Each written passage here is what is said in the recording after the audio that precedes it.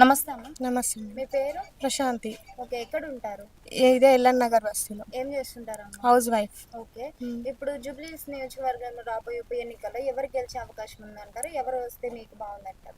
మాకు నవీన్ యాదవ్ గారు వస్తే బాగుంటుంది అని అనుకుంటాం. ఎందుకంటే మాకు సమస్యలకి ఆయన తొందరగా రిప్లై ఇస్తారు. ఈ ఇంతకుముందు ఉన్న పార్లమెంటు ఇది ఉండే కదా తెలంగాణ వాళ్ళు, అది దాని గురించి చాలాసార్లు మేము కంప్లైంట్ ఇచ్చినాము. అసలు మా గల్లీలో అక్కడ చూడండి, అసలు మా గల్లీలు చాలా ఘోరంగా ఉన్నాయి. మమ్మల్ని అయితే పట్టించుకునే వాళ్ళు లేరు. మాకు 2 సార్లు మాకు ఆల్రెడీ రోడ్డు శాంక్షన్ అయ్యింది కాబట్టి మాకు రాలేదు.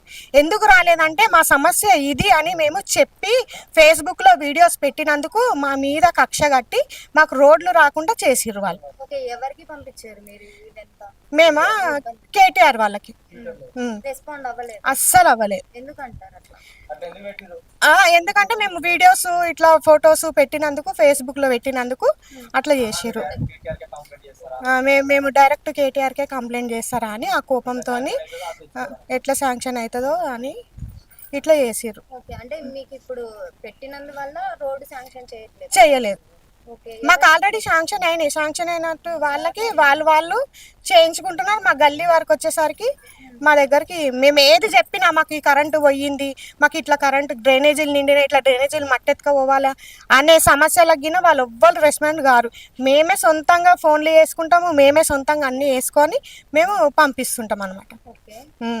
మరి ఇప్పుడు మీకు నవీన్ యాదవ్ గారు వస్తే ఇదంతా సెట్ అయిపోతుంది? ప్రాబ్లం తొందరగా మాకు సాల్వ్ అవుతుంది, కంపల్సరీ అవుతుంది. ఎందుకంటే మేము ఏ రాత్రి పోయినా సరే మాకు అన్న చాలా రెస్పాండ్ చేస్తారనమాట, ఇట్లా అయ్యింది ఇట్లా అని. ఓకే. అంటే ఏ పార్టీకి సంబంధించిన వాళ్ళు వస్తారంట? మేమా Congress party. Congress party. Okay. మరి ఇప్పుడు రేవంత్ రెడ్డి గారు చెప్పిన సంక్షేమ పథకాల్లో సన్నబియ్యం వస్తున్నాయి. ఎలా ఉన్నాయమ్మా? బానే ఉన్నాయి. తింటున్నారా? తింటున్నాం. ఓకే. ఇప్పుడు మహిళలకి ఫ్రీ బస్ పెట్టారు కదా, మీ ఒపీనియన్ ఏంటి? బానే ఉంది. బానే ఉంది. బానే చార్జెస్ బానే ఉంది. ఓకే. మరి రేవంత్ రెడ్డి గారి పరిపాలన ఎలా ఉంది? మంచిగా ఉంది మేడం. మళ్ళీ కూడా రేవంత్ రెడ్డి గారే కావాలంటారా? అవును అనుకుంటున్నాం, వాళ్ళే కావాలి. మంచి పనులు చేస్తున్నారు కదా ఇవన్నీ అట్లా. ఓకే. మరి బీఆర్ఎస్ ప్రభుత్వం గురించి ఏం చెప్తారు? వాళ్ళు ఏమి చేయలే మేడం. మాకు ఇన్ని సంవత్సరాలు అయ్యింది కదా, మాకు అసలు ఏమి రాలేవు, మాకు ఏమి చేయలేదు వాళ్ళు.